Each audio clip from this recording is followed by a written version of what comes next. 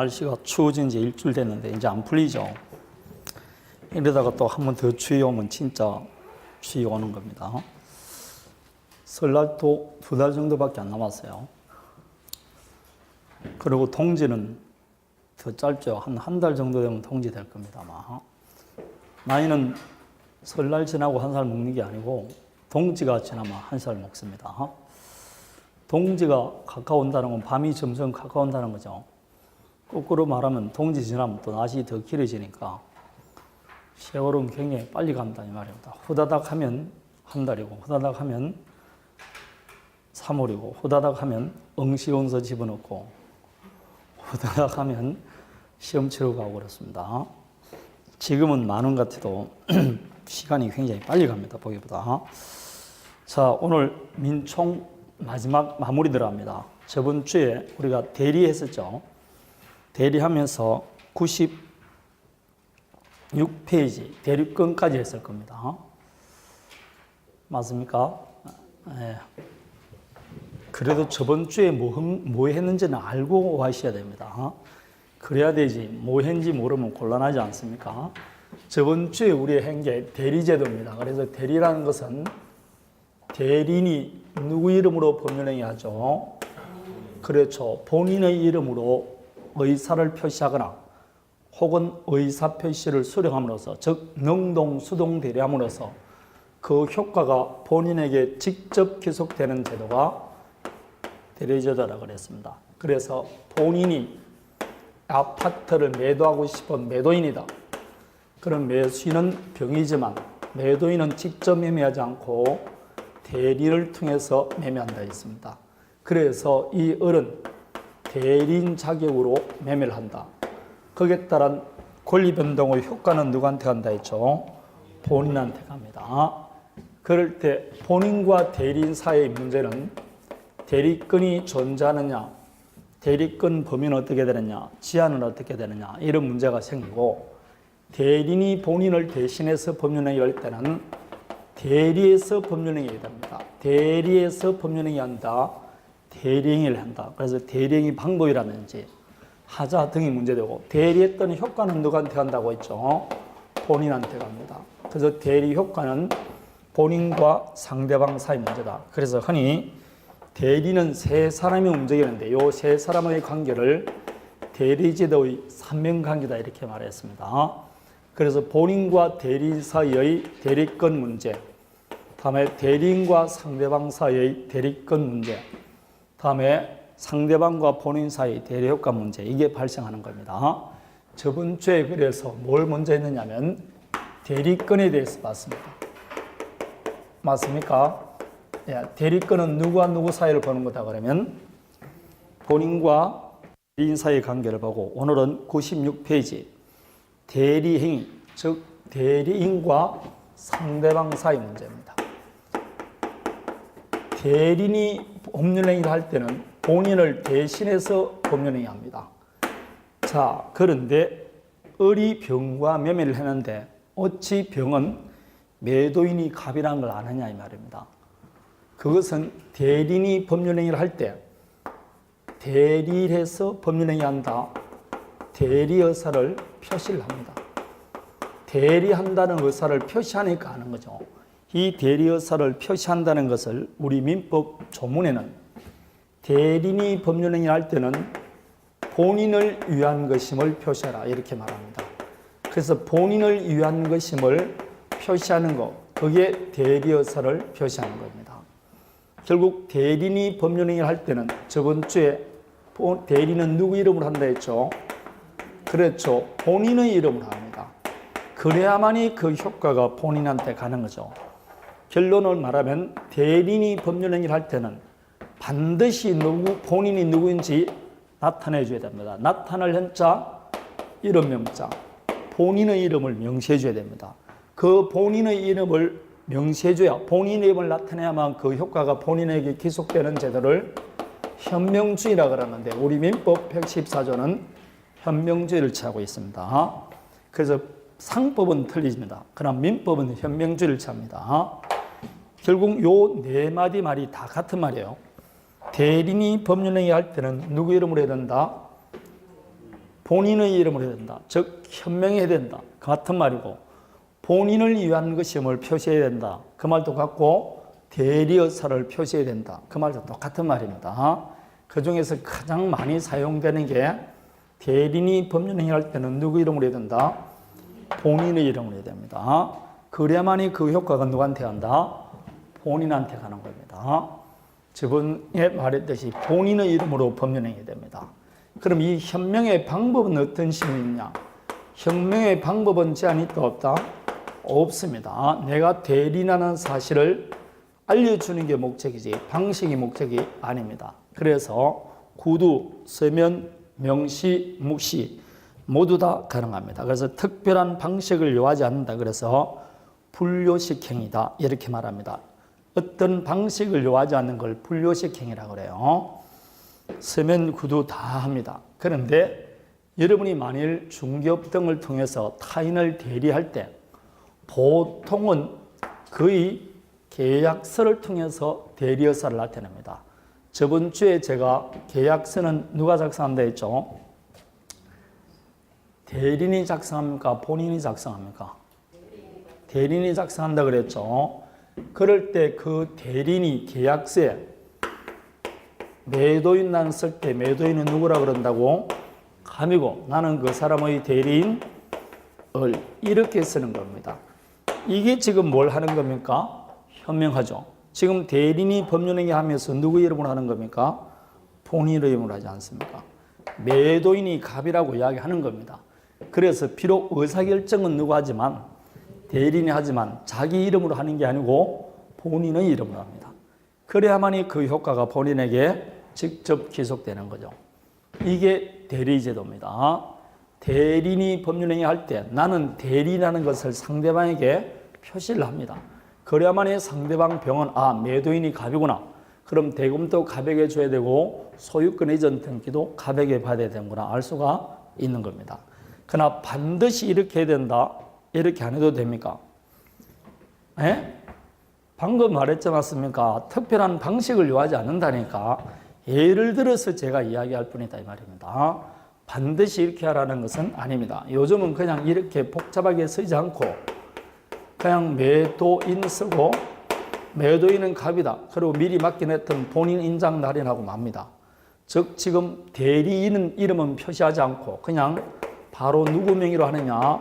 본인 명의로 합니다. 이렇게 하더라도 현명한 것으로 볼 수 있게 없게 있습니다. 그러더라도 상대방 입장에서는 매도인이 갑이라는 걸 알 수가 있지 않습니까? 그래서 97페이지 제일 위에 대리인이 반드시 대리인임을 표시하여 의사표시해야 하는 것은 아니고 직접 본인 명의로 법률행위 하더라도 유효한 대리행위를 인정될 수 있다. 그래서 본인 인장을 사용하여 직접 본인 명의로 정서를 작성한다. 이게 대표적인 본인 명의로 하는 겁니다. 뭐 대행대리 이렇게도 합니다. 이렇게 다양한 방법이 있다. 야간 내가 대리인이라는 사실을 상대방이 인식할 수 있을 정도로 표시하면 된다. 이렇게 현명을 해야 됩니다. 그럼 만일 if 현명을 안 했다. 그럼 어떻게 할 거냐? 현명을 안 하면 예컨대 갑이 을에게 갑의 토지 위에 건물을 신축할 수 있는 도급계약을 체결했습니다. 그래서 도급계약 체결함과 동시에 을에게 건축 자재 살 수 있는 대리권을 줬습니다. 그래서 을이 자재상 병한테 가서 자재 한 트럭을 매수했습니다. 자재 한 트럭 매매 대금은 1,000만원입니다. 그럴 때 을이 나는 갑의 대리인으로서 자재를 매수합니다 라고 말을 했습니다. 그러면 그 자재는 누가 매수하는 겁니까?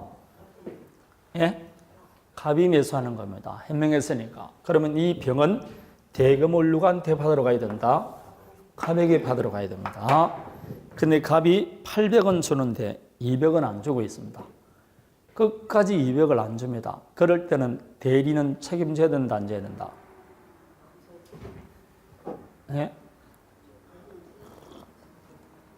안 집니다. 자기가 지금 뭐 하려고 대리행위 합니까? 제 이름으로 하지.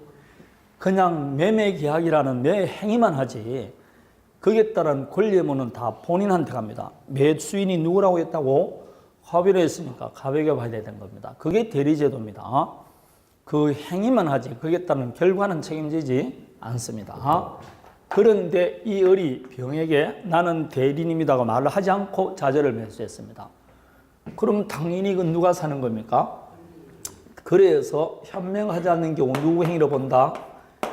대리인 자신의 행위로 본다. 이렇게 되는 겁니다. 대리인의 행위로 본다. 본다는 것은 매수인이 누가 된다? 을 자신이 됩니다. 따라서 매수 대금을 누가 줘야 된다? 대리인이 지급해야 됩니다. 이때는 대리인이 매수인이 되는 겁니다. 현명을 안 했으면 그냥 대리인 자신의 행위로 본다라고 되어 있는 겁니다. 다만 이 을이 병에게 일주일 전부터 이번에 큰 건을 한 건 했다. 나는 갑의 대리인 을옷을 가져간다. 일주일 동안 현명을 했습니다. 그럼 한 일주일 동안 현명했으면 이제는 현명하지 않더라도 대리인 자격을 가져가라는 거 알 수 있습니까? 없습니까?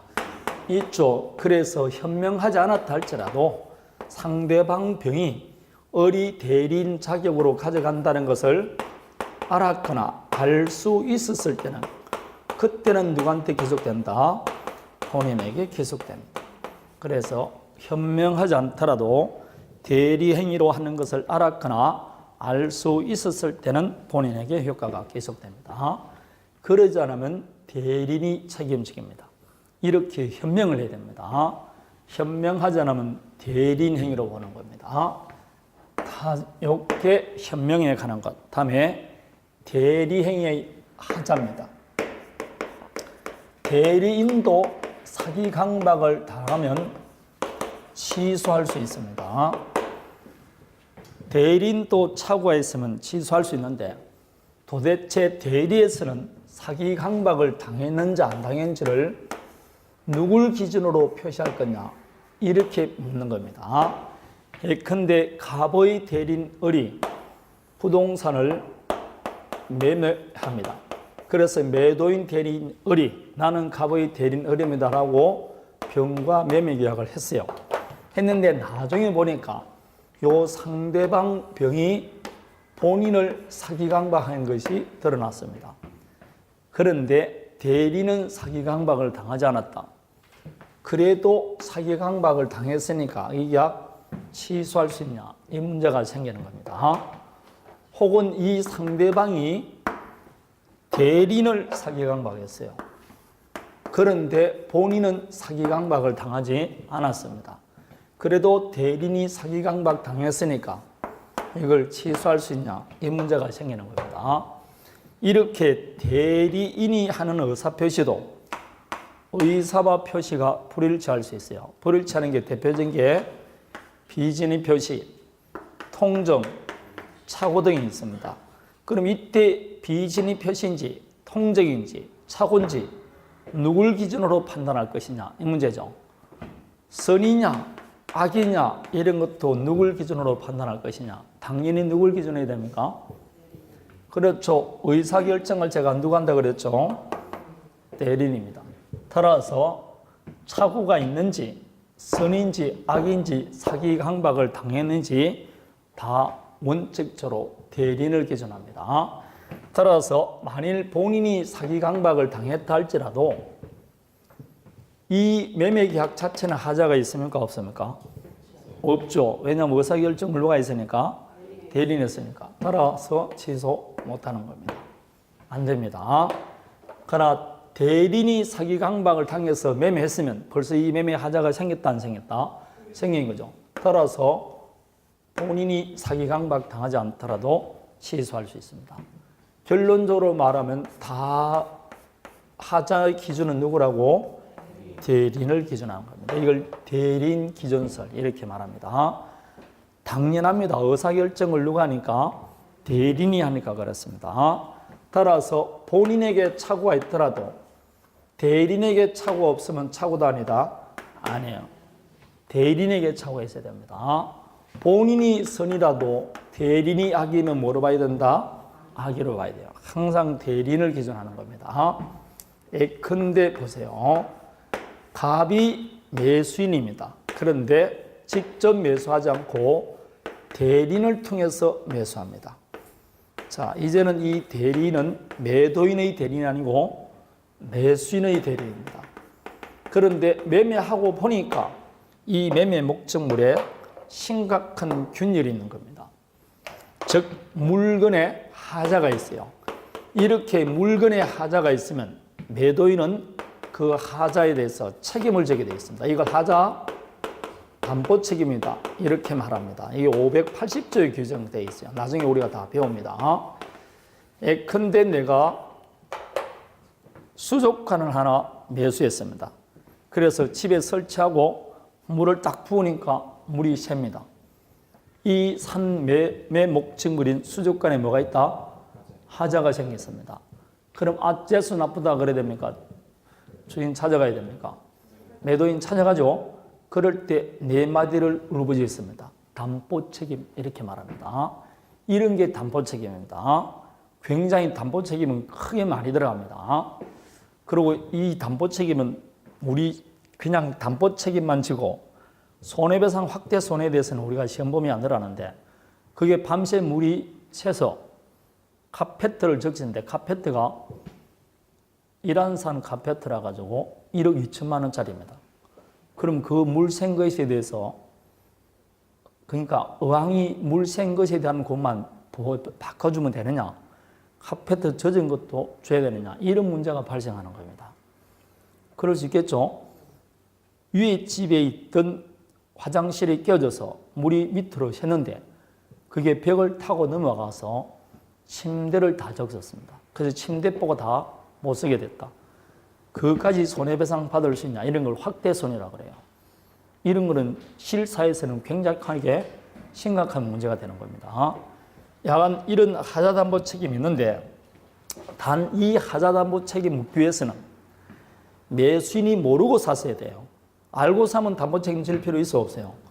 알고 샀는데 무슨 담보 책임집니까? 따라서 선의 무과실해야 됩니다. 그런데 매수인은 선의예요. 근데 대리는 악입니다. 알고 있었어요. 자, 본인은 담보 책임 물을 수 있게 없게? 담보 책임 물을 수 있을까 없을까요? 이거는 유추 적용이 돼야 돼. 이 정도는 생각할 수 있어야 되지. 응? 할 수 있어 없어요? 없다 그래야 되지. 대답을 안 하는 사람은 지금 뭔가 이상한 사람 아닙니까? 응? 선의인지 악인지 내가 누굴 기준으로 되다고? 그럼 대리인이 알고 샀으면 끝이라니까. 선의인지 악인지 누굴 기준한다 했습니까? 그럼 그걸 유추 적용할 수는 있어야 되지. 아무리 설명이 안 되더라도 할 수 있어 없어요? 없습니다. 선의인지 악인지도 누굴 기준한다고? 대리인을 기준합니다. 따라서 대리인이 알고 샀으니까 본인이 알았든 몰랐든 담보 책임 물을 수 없습니다. 선의악이 다 본인을 기준하는 게 아니고 대리인을 기준합니다. 이제 무슨 뜻인지 좀 알겠죠? 자, 이런 이야기입니다. 다음에 대리인의 능력이라고 나와 있는데 대리인은 의사결정을 하니까 당연히 의사 능력이 있어야 된다 없어야 된다? 있어야 됩니다. 문제는 의사 능력은 반드시 있어야 되는데 행위 능력이 필요하냐 이 문제입니다. 그런데 아예 우리 민법 117조에 대리는 행위 능력자임을 요하지 않는다고 되어 있습니다. 따라서 행위 능력이 있을 필요 없습니다. 거꾸로 말하면 제한 능력자도 타인의 대리인이 될 수 있게 없게 있습니다. 그래서 미성년자도 타인의 대리인이 될 수 있다 없다? 있어요. 왜 이렇게 했냐면 만일 본인 갑이 대리인을 통해서 법률행위를 했는데 나중에 보니까 대리인이 18세 미성년자다 라고 할지라도 원래 미성년자의 행위는 법정 대리인 등의 동의가 없으면 취소할 수 있는데 본인이 이걸 취소를 못해요. 왜냐? 대리인은 무슨 능력자임을 요하지 않는다? 행위 능력자임을 요하지 않기 때문에 그렇습니다. 그러면 본인 갑이 을에게 대리권을 줄 때 미성년자나 한정 후기인에게 대리권을 주면 판단 능력이나 경험이 부족하기 때문에 불리한 계약을 체결할 수 있습니까? 없습니까? 있죠. 그럼에도 불구하고 대리권을 줬을 때는 그 불이익을 누가 감수하는 겁니까? 본인이 감수하니까 스스로 감수하겠다고 줬으니까 우리는 뭐 관여할 필요가 없는 겁니다. 구태여 행위 능력자임을 요하지 않습니다. 왜냐? 누가 한다고? 그 효과는 누가 기속되니까? 본인에게 계속되니까 아무 관계가 없다고 보는 겁니다. 그래서 대리는 행위 능력 제한을 하지 않는다. 이렇게 말합니다. 무슨 능력만 있으면 된다고? 의사 능력만 있으면 됩니다. 자, 그럼 물어봅니다. 본인은 의사 능력을 요할까요? 요하지 않을까요?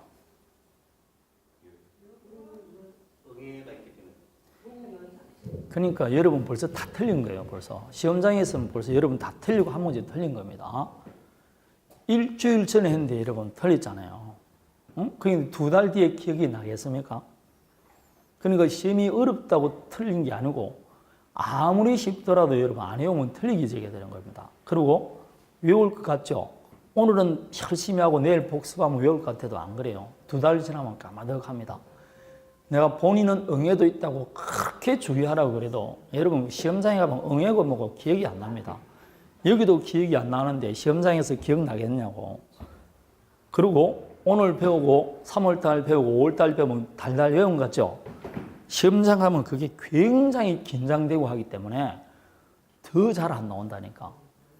그러니까 달달달 외우는 게 제일 중요합니다. 많이 하는 게 중요한 게 조금 하더라도 확실하게 해야 된다요. 확실하게. 이거 나중에 보면 물어보면 까마득합니다. 누굴 기준으로 하느냐. 이게 깜깜하게 해야 된다니까. 본인은 의사 능력도 요하지 않습니다. 권리 능력만 있으면 됩니다. 의사 능력 요하지 않습니다. 자, 다음에 마지막 대리 효과인데 보세요. 갑과 을 사이에 만일 아파트 매매 계약을 했다. 그럼 이 매매 계약이라는 법률 행위를 통해서 갑은 대금 받을 뭐가 있죠? 권리가 있을 것이고 소유권 이전해 줄 의무가 있다. 그래서 소유 대금 청구권이 생기고 소유권 이전 채무가 생기는 거죠. 거꾸로 을은 대금 지급할 의무가 있고 소유권 이전 받을 권리가 있습니다. 이렇게 법률 행위를 하게 되면 그에 따라 권리 의무가 변동됩니다. 이 매매의 가장 큰 법률 효과가 뭡니까? 요게 권리를 취득 변경 소멸하는 요 효과입니다. 그런데 대리에서는 요 매매를 누가 하지만 대리인이 했죠?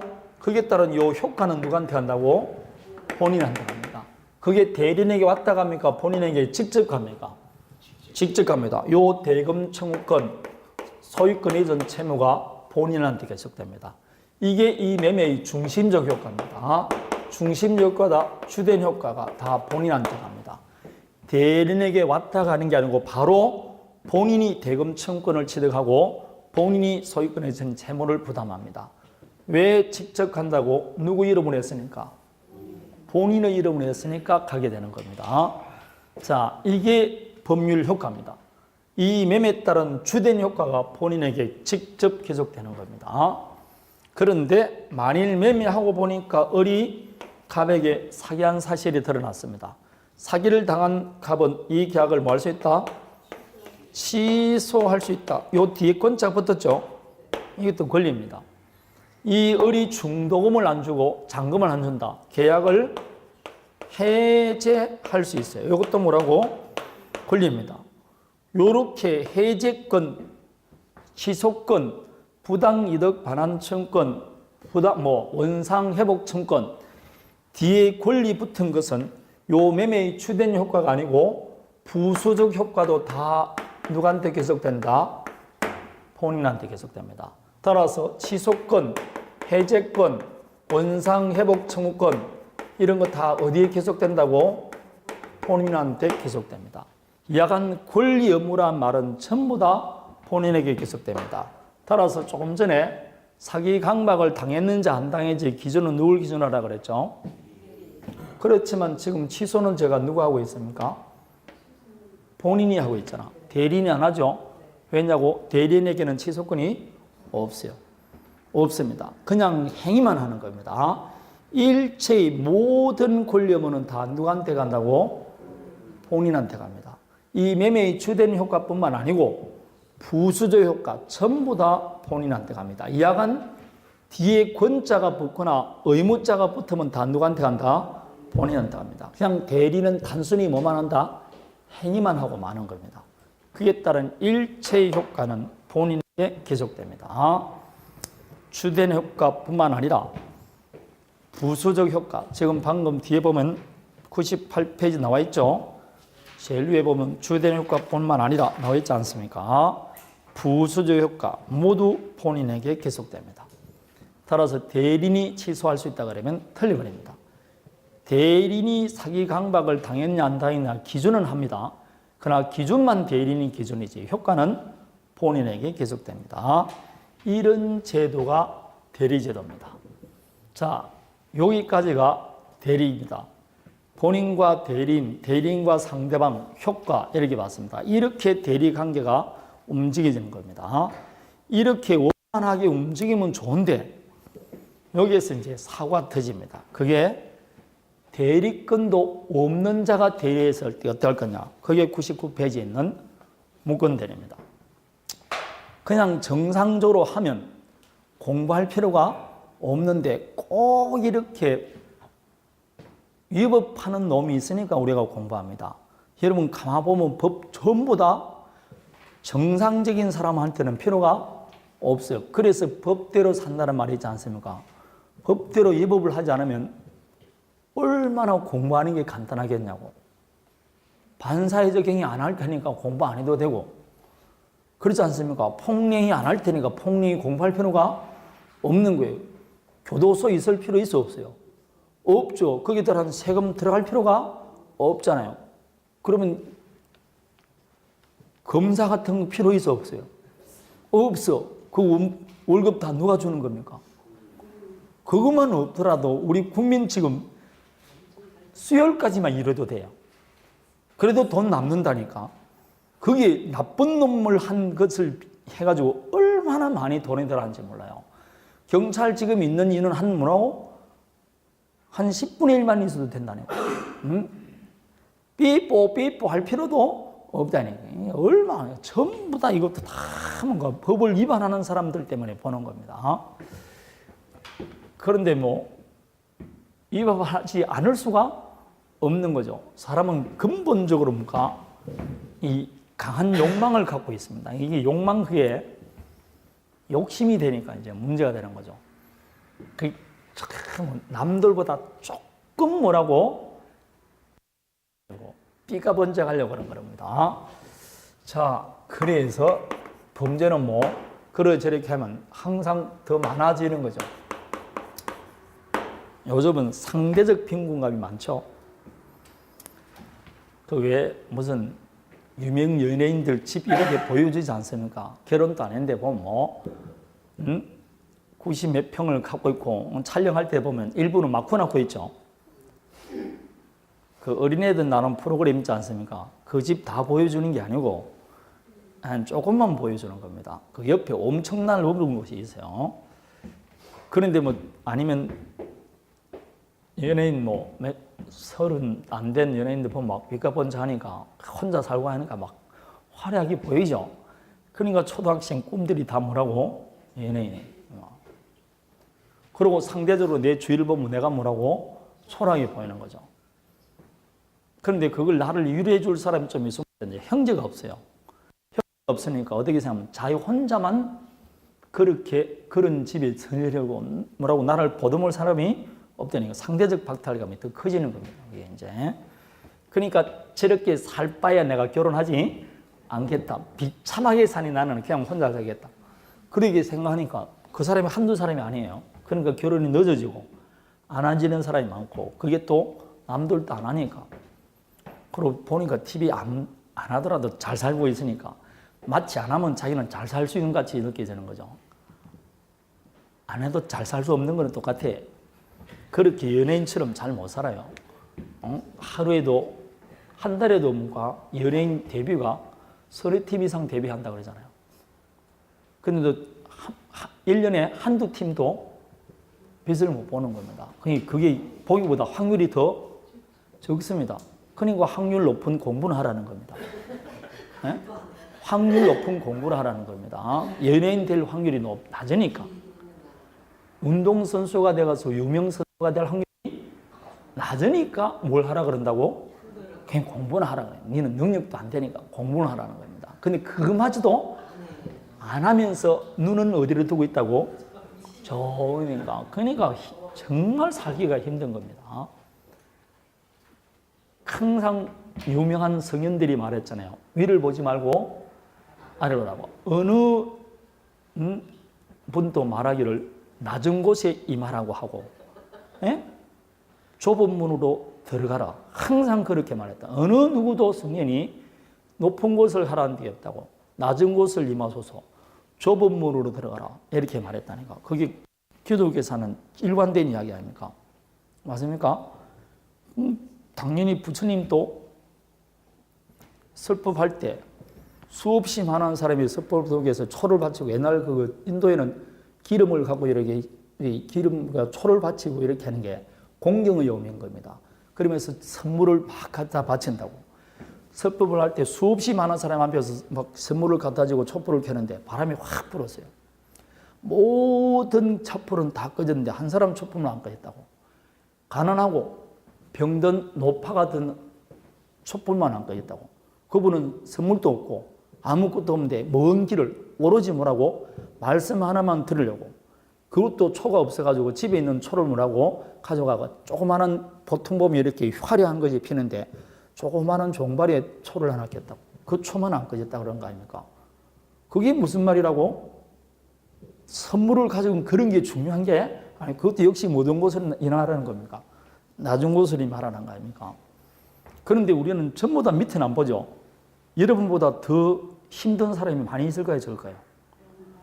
엄청나게 많다니까요. 지금 엄청나게 많습니다. 내 정도 월급이면 지금 24시간 일하겠다는 사람도 많아요.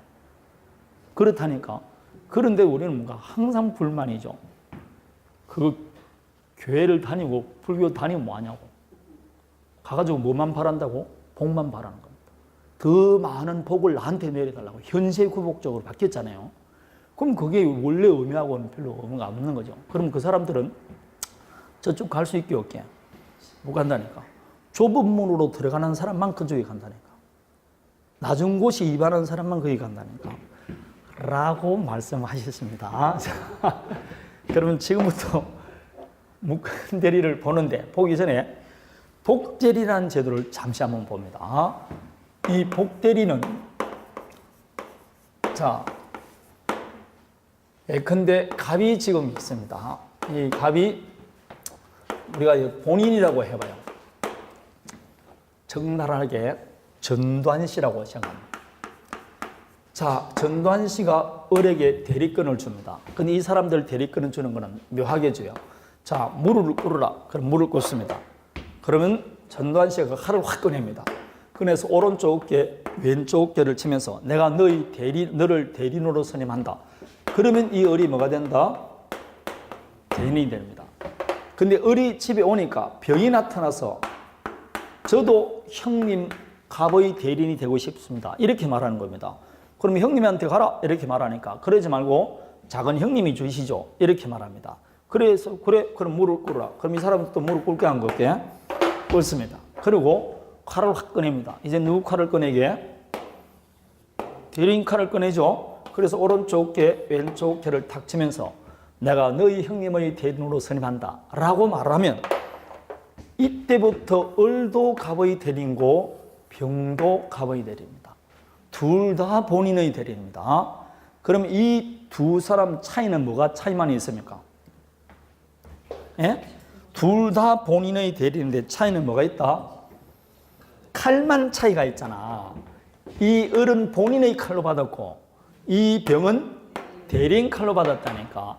이런 대리를 복대리라고 말합니다. 따라서 복대리는 누가 선임한다는 겁니까? 그렇죠. 대리인 이름으로 선임합니다. 이렇게 대리인 이름으로 선임했는데 자기의 대리인이 아니고 본인의 대리입니다. 이 대리를 복대리라고 합니다. 자, 대리는 누구 이름으로 선임한다고? 대리인 지가 선임합니다. 지가 선임한다니까. 대리인 이름으로 선임한다니까. 그렇지만 자기의 대리인이 아니고 본인의 대리입니다. 이 대리를 복대리다. 그렇게 말합니다. 자, 복대리는 본인의 대리인이다. 대리인이 대리인이다. 본인의 대리입니다. 그러나 본인이 선임한 게 아니고 대리인이 선임한 겁니다. 자, 이걸 복대리다 이렇게 말합니다.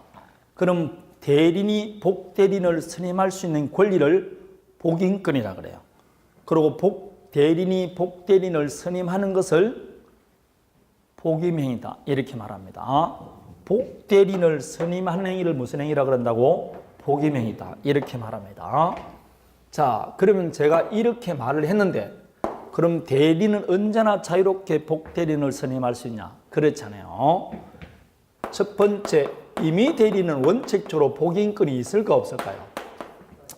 이건 있을 수가 없습니다. 저번 주에 임의 대리란 본인과 대리인 사이에 원인된 법률 관계가 있으니까 대리권을 준다 했죠. 예컨대 갑이어를 고용했습니다. 그래서 고용계약을 체결함과 동시에 총과 직원으로 선임하고 금전 출납 대리권을 줬어요. 근데 이 대리인이 집에 가서 친구 20명을 불러 모아서 야, 오늘부터 나는 사장의 대리권을 받았다. 너네들도 내일부터 사장 금고 만져. 그러면 돼, 안 돼? 있을 수가 없지 않습니까? 사장과 그 사람과는 기초적 내부 관계가 없어요. 따라서 하기 싫으면 그냥 사퇴하면 되지. 복대리인을 선임해서는 아니 됩니다. 그래서 원칙적으로는 복인권이 없어요. 그런데 외적으로 만일 본인이 그래 선임하라고 본인이 승낙하면 할 수 있게 없게? 있겠죠. 본인이 승낙을 받으면 됩니다. 두 번째, 부득이한 사정이 있을 때는 가능해요.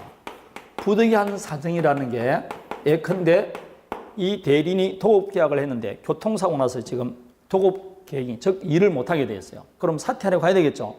사퇴하는데 본인이 없어요. 근데 지금 일은 벌여놓고 지금 관리를 해야 된다. 이런 부득이한 사정이 있을 때는 복대리인 선임할 수 있습니다. 그래서 원칙적으로는 복인권이 있다 없다? 없습니다. 그게 예외 기업까지만 볼 겁니다. 다른 건 안 볼 겁니다. 자, 선임하면 끝이냐? 아니에요. 선임했으면 그 선임 및 감독에 대해서 책임을 져야 됩니다. 만일 감독을 잘못해서 복대리인이 사고를 냈다. 그럼 누구도 책임져야 된다? 대리인도 책임져야 됩니다. 이렇게 선임만 해서 끝이 아니고 선임 및 감독에 대해서 책임을 지는 겁니다. 자, 그럼 법정 대리입니다. 법정 대리는 지가 대리인 되고 싶어 된 것도 아니고 그리고 그 일에 적합하다고 볼 수도 없습니다. 그래서 언제든지 복대리인 선임할 수 있습니다. 언제든지 선임할 수 있어요. 단 언제든지 선임하더라도 전 책임을 져야 됩니다. 전 책임을 진다는 것은 그 복대리인의 행위에 대해서 법정 대리인의 모든 책임을 다 져야 됩니다. 자유롭게 선임할 수 있게 다 책임져야 된다. 전 책임이라는 말은 나중에 보면 이걸 무과실 책임이라 그래요. 대리인에게 잘못이 있든 없든 무조건 지는 책임이다. 이렇게 말을 합니다. 자, 이게 법정 대리, 임의 대리의 가장 다른 점입니다. 법정 대리와 임의 대리의 다른 점 그러면 요 복인권입니다. 임의 대리는 원칙적으로 뭐가 없다? 복인권이 없고 법정 대리는 원칙적으로 복인권이 있는 겁니다. 단 요 이제 하나 법정 대리인도 부득이한 사정으로 복대리인 선임할 수도 있습니다. 예컨대 엄마 아빠가 교통사고가 났습니다. 그래서 집에 있는 12살 애를 지금 법정 대리로서 확인을 해야 되는데 못한다. 그럼 옆집 사람한테 퇴원할 때까지 잠시 맡길 수 있습니까? 없습니까? 그럼 그 옆집 사람이 복대리입니다.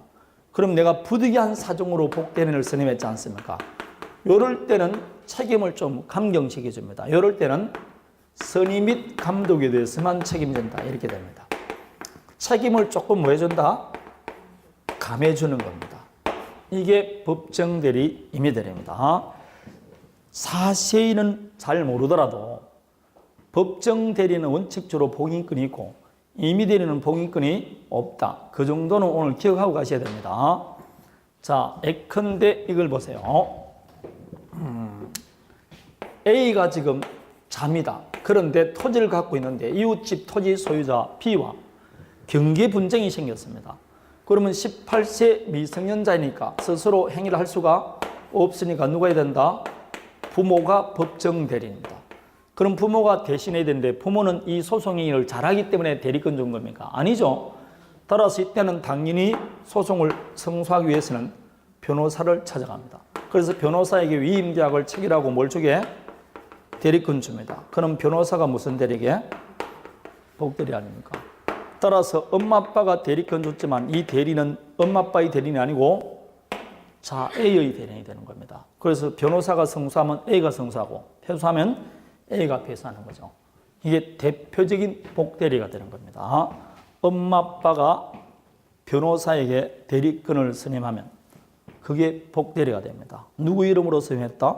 엄마 아빠 이름으로 선임했잖아. 그러나 엄마 아빠의 대리인이 아니고 애들의 대리인입니다. 맞습니다. 그게 복대리입니다. 복대리. 자, 여기까지가 복대리에 가는 것. 자, 다음에 무건대리를 지금부터 봅니다. 자, 무건대리 그러니까 그 말 자체로 무슨 뜻인지 알 수 있겠죠? 뭐가 없는 대리입니까? 대리권 없는 대리입니다. 그런데 왜 뒤에 대리라 붙이느냐? 대리권만 없지 나머지 요소는 다 갖추고 있는 대리를 무건대리라고 합니다. 예컨대 갑의 대리인이라 칭한 어리, 아저씨 나는 갑의 대리인 어리입니다 라고 말합니다. 지금 뭘 했습니까? 현명을 했다니까. 대리인이라고 말을 안 했으면 대리 문제가 아닙니다. 대리인이라고 말을 했다니까. 그럼 당연히 이 병은 그 말만 듣고 하겠습니까? 대리권인지 확인했을까요? 그 말만 듣고 할 사람이 어디 있습니까? 요즘 다 대리권인지 확인하지. 어머 나는 갑의 대리인 어리에 그러면 그렇습니까? 하고 계약할 사람이 어디 있습니까? 있을 수가 없지. 그거는 말이 안 맞습니다. 그래서 확인하니까 위임장, 인감도장, 등기 필증 등을 가지고 있더라. 그래서 믿고 매매했다니까. 이렇게 대리인가 칭하는 자와 매매를 딱 했는데 중도금 주려고 갑에게 가니까 무슨 소리입니까? 나는 을에게 매매에 관한 대리권 준 적이 없습니다. 보니까 대리권이 없어요. 이렇게 대리인이라고 말하면서 대리행위인데 뭐가 없다? 대리권이 없는 겁니다. 이 행위를 우리가 어떻게 할 거냐? 그럼 이게 만일 본인에게 효력이 있으면 졸제 매도인이 누가 되어버린다는 겁니까? 갑이 된다는 거죠. 그럼 갑은 억울해요, 억울하네? 억울해죠. 따라서 본인 입장에서는 효과가 받을 수가 없다. 그럼 이 매매는 무효. 그럼 땡. 그러면 되느냐? 그거는 본인 입장에서는 맞아요. 근데 이 상대방은 왜 대리권 없는 자와 거래했겠냐 이 말입니다. 뭔가 대리권 있다고 믿을 구석이 있으니까 했겠지 않느냐 이 말입니다. 따라서 이 경우에는 대리인이라고 말을 안 했으면 모르겠는데 대리인이라고 말을 했기 때문에 무건 대리를 할지라도 본인 이익 보호뿐만 아니라 누구도 보호해줘야 된다? 상대방 이익도 보호해줘야 됩니다. 그래서 이 두 사람의 이익을 적당히 조절하기 위해서 우리 민법은 이 무건 대리를 크게 두 가지로 나눕니다. 그래서 광의의 무건 대리에서 대리권이 없는 것은 사실이지만 마치 대리권이 있는 것처럼 모습이 보입니다. 즉 대리권이 있는 것처럼 외관이 발생하는 겁니다. 외관이란 건 바깥에자 볼관자니까 외부에 봤을 때 마치 뭐가 있는 것처럼 대리권이 있는 것처럼 보이더라. 즉 직좁게 말하면 상대방이 봤을 때 이 을에게 매매가 난 대리권이 있는 것처럼 보이더라 이 말입니다. 그 외관 발생이 왜 생겼냐? 본인이 원인을 제공한 겁니다. 이렇게 본인이 원인을 제공했다. 이 말은 본인에게 뭐라고? 책임지을 만한 사정이 있을 때는 그럴 때는 무건대리지만 누가 책임지라? 본인 너가 책임지라는 무건대리가 표현대리입니다. 그리고 전혀 본인이 그 원인을 제공하지 않은 대리를 협의의 무건대리 이렇게 말하는 겁니다. 자, 그래서 무건대리는 다시 본인이 책임지는 무건대리와 책임 안 지는 무건대리로 나눕니다. 본인이 책임지는 무건대리를 뭐라고 해야 된다? 표현대리입니다. 그래서 표현대리란 이렇게 해야 됩니다. 본인이 책임지는 무슨 대리다? 무건대리입니다. 자, 표현대리란 본인이 책임지는 무건대리입니다. 이 말 속에는 표현대리가 되면 누가 책임진다고? 본인이 책임지죠. 그렇지만 무건대리입니까? 유건대리입니까? 무건대리라니까. 대리권 없는 것은 사실입니다. 다만 그 대리권 없음에 대해서 믿은 누굴 보호한다? 상대방을 보호하는 제도입니다. 그래서 오로지 상대방을 보호하는 제도입니다. 표현대리는 거래 안전 상대방을 보호하는 제도입니다.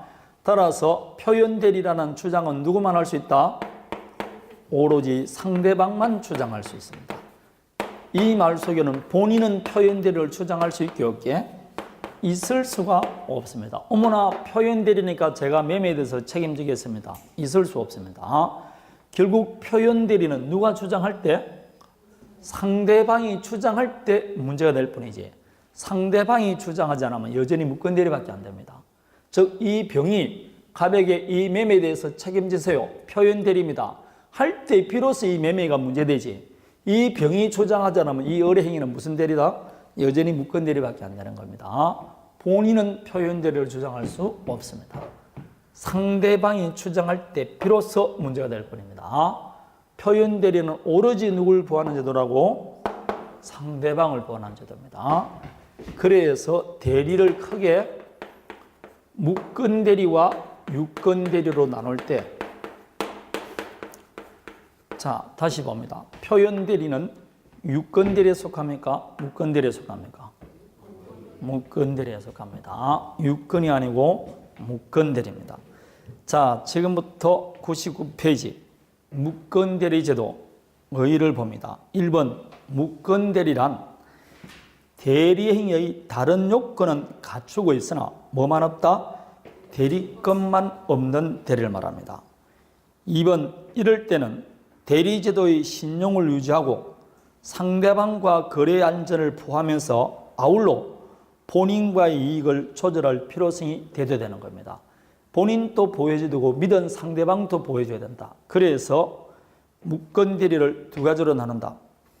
1번 무건대리 행위에 대해서 본인에게 책임을 물을 수 있는 일정한 사정이 있는 경우에는 본인의 무건대리에 대해서 책임을 제대로 함으로써 누굴 보호한다? 상대방을 보호하고 거래 안전을 도모하는 게 표현대리입니다. 이 표현대리가 안 되는 게 협의 무건대리입니다. 자, 그럼 다시 밑에 표현대리 서술 보십시오. 세 번째 줄. 표현대리란 대리 행위자에게 대리권이 없음에도 불구하고 마치 있는 것 같은 외관이 못했다? 형성이 되고 그 외관 형성에 본인에게 일정한 원인인 경우 무건 대리에 대해서도 본인에게 책임을 인정하는 제도가 뭐다? 표현대리입니다. 이해되겠습니까? 이런 제도가 표현대리입니다. 본인이 책임지는 무건 대리입니다. 조금 더 상세히 들어가 봅니다. 표현대리가 성립하기 위해서는 상대방은 대리권 없다는 걸 몰랐어야 되죠. 알았을 때는 말이 안 맞지 않습니까? 따라서 모든 표현대리는 상대방은 선의 무과실해야 돼요. 대리권 없다는 걸 몰랐어야 된다 이 말입니다. 선의 무과실해야 됩니다. 자, 여기서는 좀 깊은 문제. 그럼 표현대리가 성립하기 위해서는 본인의 기책사유를 요한다. 책임을 기속시킬 수 있는 사유, 고의과실을 요한다. 맞을까요? 틀릴까요? 이 표현대리 제도는 본인에게 고의과실이 있을 수 있는 기책사유에 따른 책임이 아닙니다. 본인에게 잘못이 있든 없든 누굴 보호하기 위해서 상대방 거래의 안전을 보호하기 위해서 본인에게 억지로 책임지고는 법정 무과실 책임입니다. 그래서 표현대리가 되기 위해서 본인의 고의과실을 요한다. 그럼 틀립니다. 그냥 본인을 무슨 하는 거냐? 희생시키는 제도입니다. 누굴 보호하기 위해서? 상대방 보호, 상대방이라는 결국은 거래의 안전을 말합니다. 이렇게 거래의 안전을 보호하기 위해서 본인을 희생시키는 제도지 고의과실을 요하지 않습니다. 그래서 나중에 보면 상대방에게 과실이 있더라도 과실상계가 적용 안 된다 이런 말들이 나오는 겁니다. 그러면 현재 본인이 책임진 것으로 딱 법에 규정이 되어 있어요. 그 사유가 딱 발생하면 본인에게 기책 사유가 있든 없든 무조건 지는 책임입니다. 법에 정해진 책임, 법정 책임입니다. 그럼 현재 법에 정해져 있는 것은 몇 가지가 있느냐? 세 가지가 정해져 있어요. 125, 126, 129조가 있는데 그러면 요 세 가지 외에는 본인이 책임지게 한 적이 안 집니다. 이건 고의과실에 따른 책임이 아닙니다. 그래서 다른 거와는 달리 요 표현 대리는 꼭 몇 조 표현 대리냐고 물어봅니다. 왜 몇 조 표현 대리냐고 물어보냐면 그거 외에는 책임을 안 지니까 거기에 해당되지 않으면 책임을 안 집니다. 그래서 표현 대리 종류에서 세 가지 이렇게 나오는 겁니다. 이해되겠죠? 그러면 지금부터 우리는 뭘부터 보느냐? 요 표현 대리부터 봅니다. 무권 대리인데 누가 책임지는 무권 대리? 본인이 책임지는 무권 대리. 그걸 지금부터 보는 겁니다. 자, 조금 쉬었다 하도록 할게요.